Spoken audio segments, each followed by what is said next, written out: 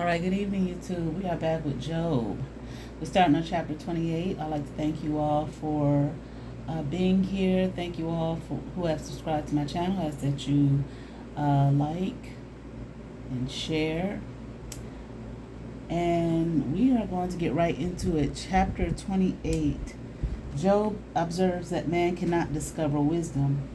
Surely there is a vein for the silver and a place for gold where they find it. Iron is taken out of the earth, and brass is molten out of the stone. He setteth an end to darkness, and searcheth out all perfection, the stones of darkness and the shadow of death. The flood breaketh out from the inhabitant, even the waters forgotten of the foot. They are dried up, they are gone away from men. As for the earth, out of it cometh bread, and under it is turned up as it were fire. The stones of it are the place of sapphires, and it hath dust of gold. There is a path which no fowl knoweth, and which the vulture's eye hath not seen. The lion's whelps have not trodden it, nor the fierce lion passed by it. He putteth forth his hand upon the rock, he overturneth the mountains by the roots. He cutteth out rivers among rocks, and his eye seeth every precious thing. He bindeth the floods from overflowing, and the thing that is hid bringeth he forth to light. But where shall wisdom be found? And where is the place of understanding? Man knoweth not the price thereof, neither is it found in the land of the living. The depth saith, it is not in me, and the sea saith, it is not with me. It cannot be gotten for gold, neither shall silver be weighed for the price thereof. It cannot be valued with the gold of Ophir, with the precious onyx or the sapphire. The gold and the crystal cannot equal it, and the exchange of it shall not be for jewels of fine gold. No mention shall be made of coral or of pearls, for the price of wisdom is far above rubies. The topaz of Ethiopia shall not equal it, neither shall it be valued with pure gold. Whence then cometh wisdom, and where is the place of understanding? Seeing it is hid from the eyes of all living, and kept close from the fowls of the air. Destruction and death say, we have heard the fame thereof with our ears. God understandeth the way thereof, and he knoweth the place thereof. For he looketh to the ends of the earth, and seeth under the whole heaven, to make the weight for the winds, and he weigheth the waters by measure. When he made a decree for the rain, and a way for the lightning of the thunder, then did he see it and declare it. He prepared it, yea, and searched it out.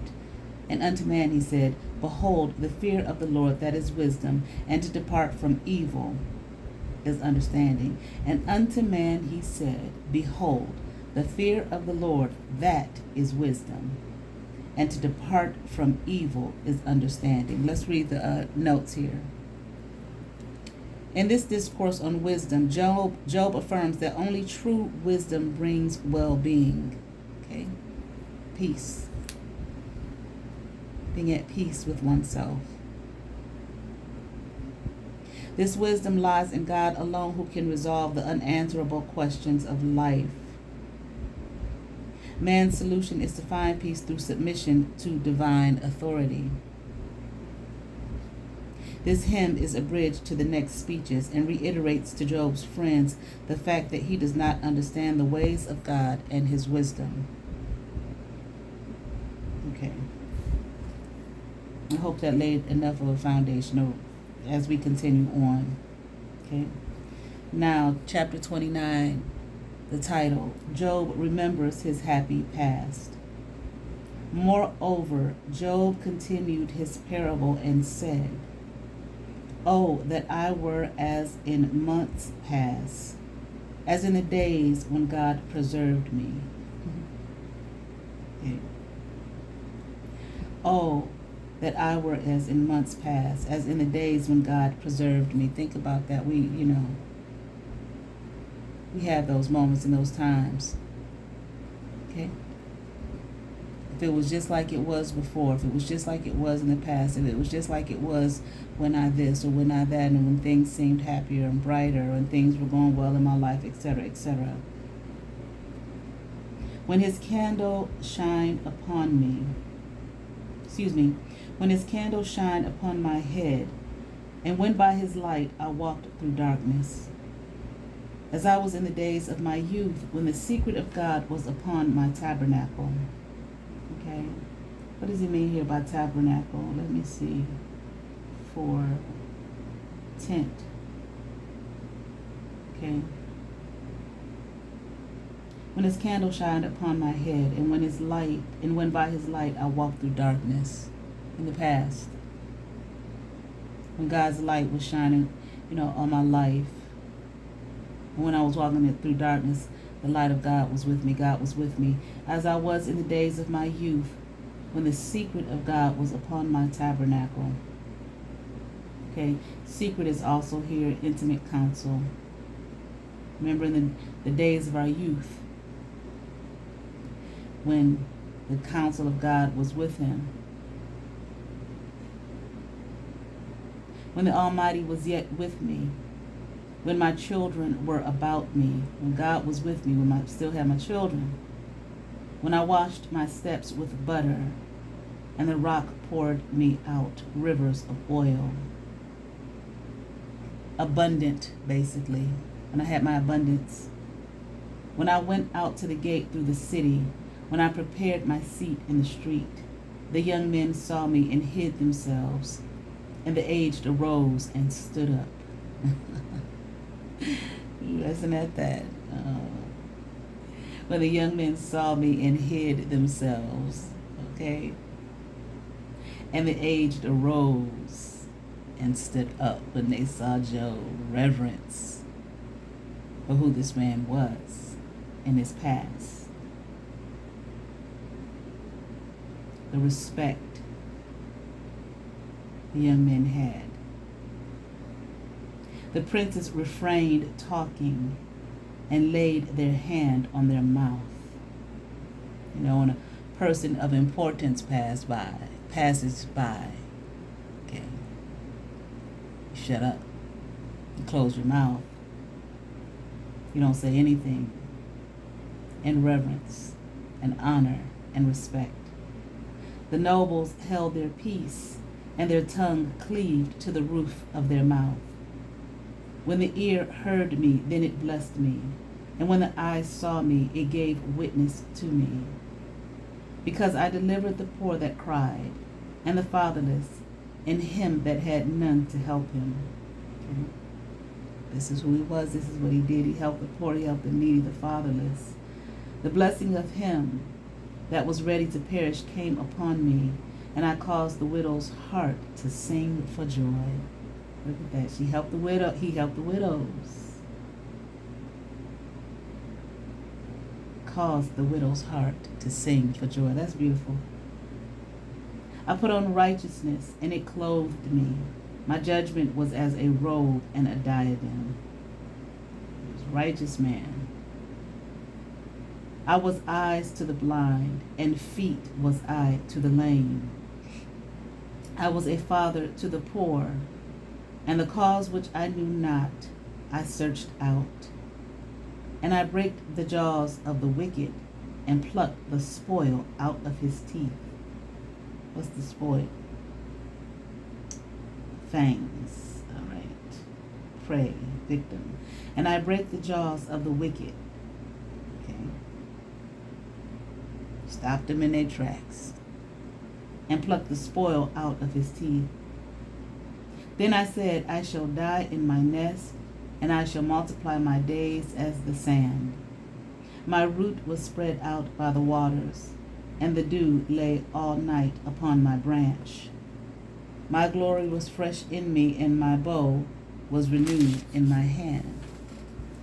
Unto me men gave ear, and waited, and kept silence at my counsel. People listened to him. Okay. And they waited for his answer and what he had to say. He kept their mouth closed because of, once again, honor, reverence, and respect, because he was a righteous man. He helped the poor, the fatherless, the widows. Okay. After my words they spake not again, and my speech dropped upon them. So when he spoke and they listened, and didn't say anything after he gave his counsel. And they waited for me as for the rain, and they opened their mouth wide as for the latter rain. If I laughed on them, they believed it not, and the light of my countenance they cast not down. Okay. And it put down what he said, who he was. For he showed himself to be a perfect and an upright and a righteous man by the things that he did. I chose out their way and sat chief and dwelt as a king in the army, as one that comforteth the mourners. Chapter 30, Job describes his present humiliation. Now, he talked about his past. Now let's look at he talks about his present humiliation. Hold on to this. But now they that are younger than I have me in derision, whose fathers I would have disdained to have set with the dogs of my flock. They're laughing at him, mocking him, scorning him, people whose family, whose fathers not even worthy to sit with the dogs of his flock. Yea, whereto might the strength of their hands profit me, in whom old age was perished? For want and famine they were solitary, fleeing into the wilderness in former time, desolate and waste, who cut up mallows by the bushes and juniper roots for their meat. They were driven forth from among men. They cried after them as after a thief, to dwell in the cliffs of the valleys and caves of the earth and in the rocks. Among the bushes they brayed, under the nettles they were gathered together.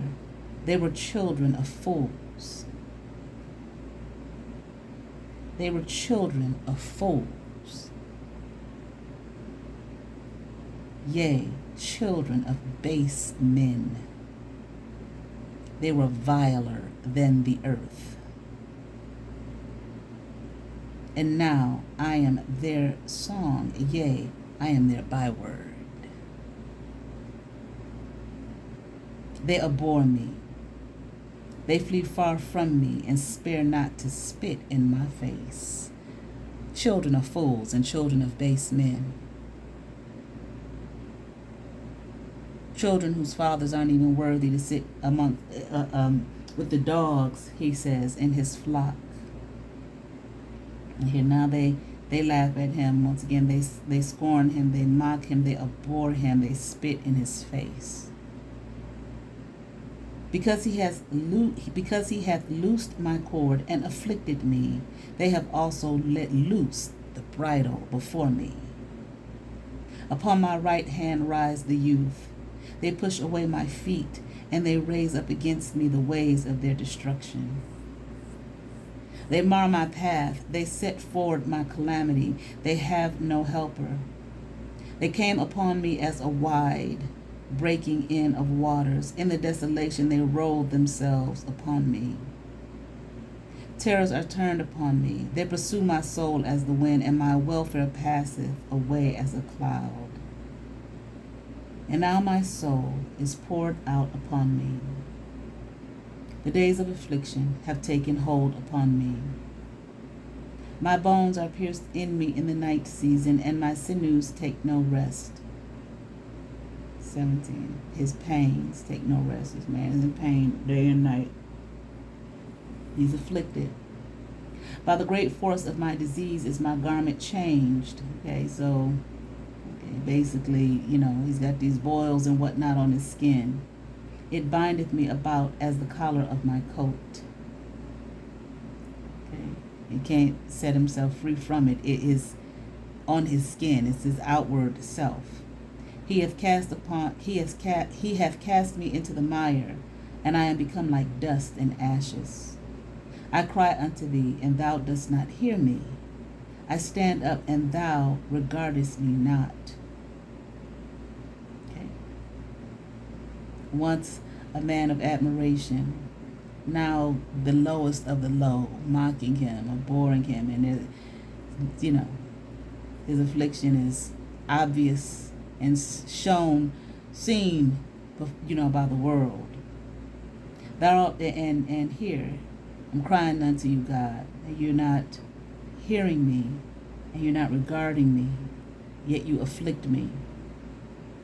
Thou art become cruel to me. With thy strong hand thou opposest thyself against me. Thou liftest me up to the wind, thou causest me to ride upon it, and dissolvest my substance. For I know that thou wilt bring me to death, and to the house appointed for all living.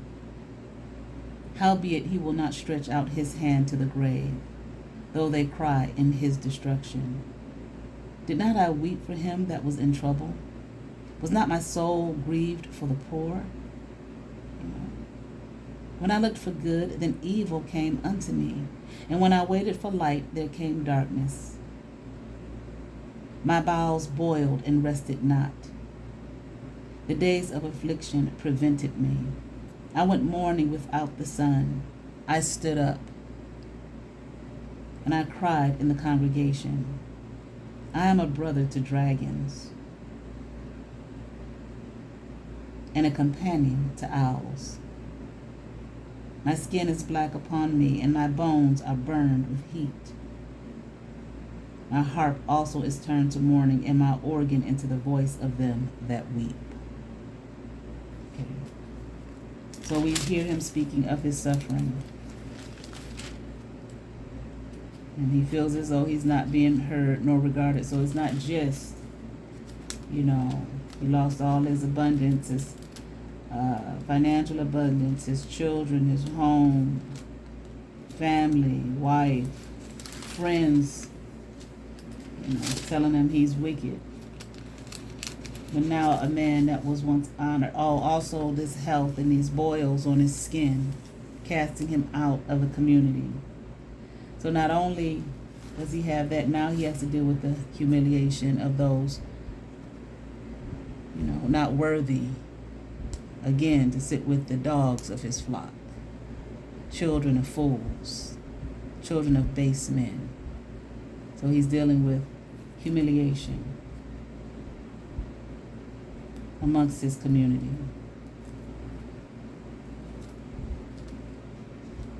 And didn't I do good things?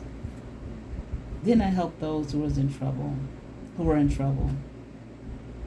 The fatherless, again, the widows, so on and so forth.